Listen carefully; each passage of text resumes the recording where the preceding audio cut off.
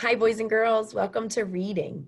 I hope yesterday you had a lot of fun reading about our new character and having some fun creating him on your own at home. So I know you all must be thinking, what happened after he ran away from those little girls? Are you ready to find out? All right, I'm going to share my screen. And I want you today, yesterday we talked about characters. I want you to be thinking about the setting of the story. When and where did the story take place?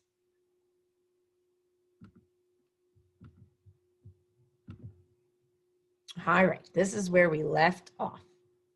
Back in the house, Maddie stirred, mixed, and rolled the dough. He shaped it, put it in a pan, and into the oven. Tick, tock, tick. 8 long minutes. This time he didn't peek. I will catch him if I can, Maddie said to himself. He's baking again. I can't imagine he's making another gingerbread baby. And if I listen to the text, it says, I will catch him if I can. Does anyone have a prediction about what Maddie might be making? You know, I'm wondering if he's making something to help get the gingerbread baby back.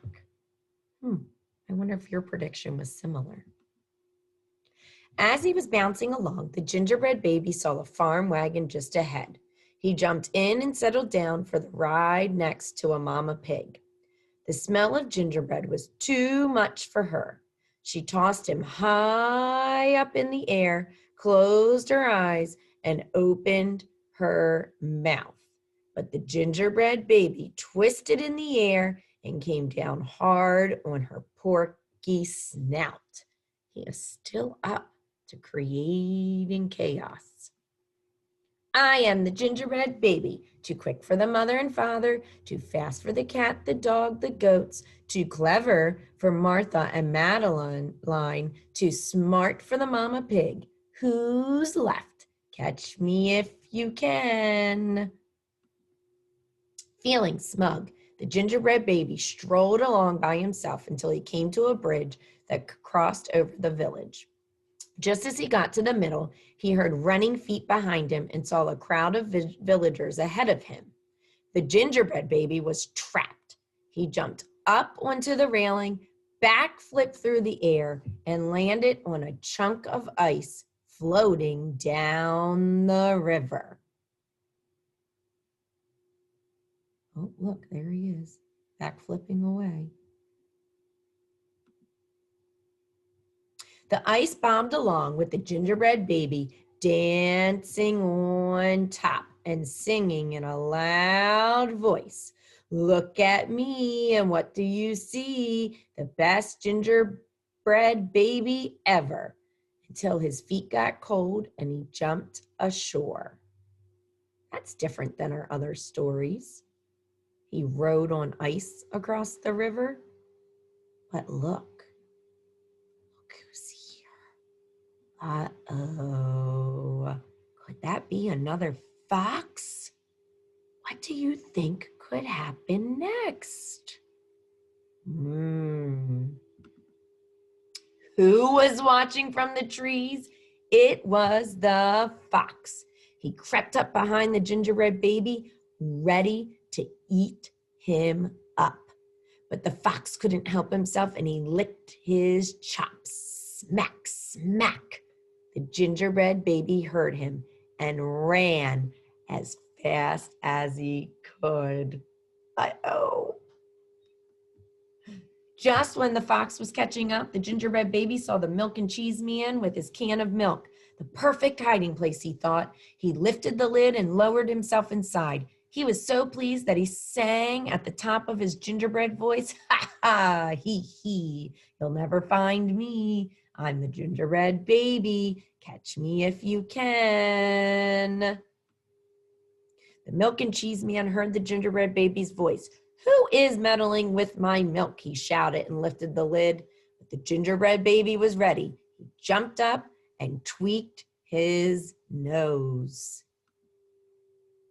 Oh boy, everyone's running after him now, including that milkman. Now the milk and cheese man, the fox, the villagers, the mama pig, Martha and Madeline, the bleeding goats, the barking dog, the meowing cat, the father and the mother were all chasing after the gingerbread baby and getting closer. And he knew it. The brash baby was not as peppy and proud as he had been. He sniffed a familiar smell and followed his nose into the woods. I wonder if he's smelling gingerbread. He couldn't believe what he saw. There in the middle of a clearing was a gingerbread house, frosted with sugar, covered with candy, and doors with peppermint handles wide open. The gingerbread baby clapped his hands with glee and ran inside. Look at that beautiful gingerbread house. Who do you think made it? I think Maddie. I think that's what Maddie was doing back at the house. In a tick-tock, everyone arrived in the clearing, but all they found were a few bits of crumbs. The father exclaimed, "The gingerbread baby has finally met his match." "I wonder who it was," the mother said. "Let's go home and tell Maddie." "Hello, Maddie," his father said when they got home. "We never did catch that gingerbread baby. All we found were some crumbs in the snow." "I see you have been busy," his mother said, looking at the gingerbread house Maddie was holding.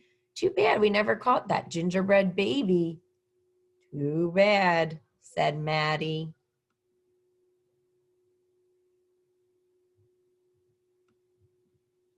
Only Maddie could hear the tiny voice from inside the gingerbread house. "I am the little gingerbread baby, lucky as can be, to be living in the house that Maddie made for me." The end. How many of you enjoyed our gingerbread baby story? It definitely ended in a different way than all our other stories did. It ended with a special setting. Do you know what that setting is? Talk about it with somebody at home. Where and when did the story take place?